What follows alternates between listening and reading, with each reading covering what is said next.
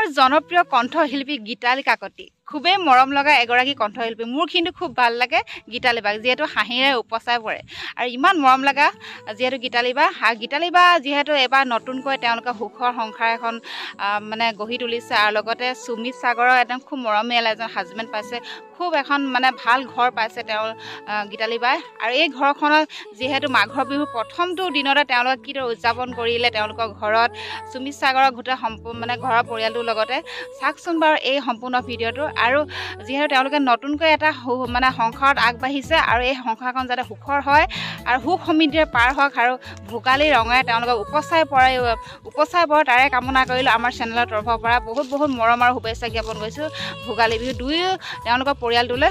গতিকে তেওঁলোকৰ ঘৰত কিদৰে ভোগালী বিহু উদযাপন কৰিলে চাওকচোন বাৰু।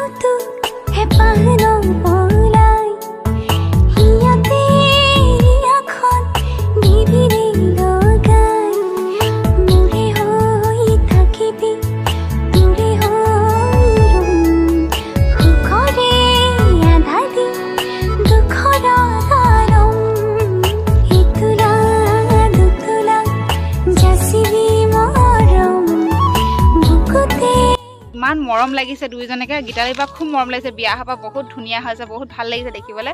ভাল লাগিলে এই সংসাৰখন যাতে একদম সুখৰ হয় আৰু এনেকৈ তেওঁলোকৰ দুয়ে হাঁহি ফূৰ্তি একদম পাৰে গীতে মাতে লহৰে তেওঁলোকে জীৱনটো পাৰ কৰক তাৰে কামনা কৰিলোঁ আমাৰ চেনেলৰ তৰফৰ পৰা। আৰু বহুত মৰম থাকিলে দুইজনলৈ আৰু পৰিয়ালটোলৈ। বাই ইমানতে ভিডিঅ'টো সমাপ্ত কৰি দিছোঁ।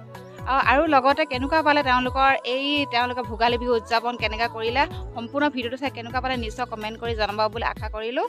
গতিকে ভিডিঅ'টো মই ইমানতে সমাপ্ত কৰি দিছোঁ।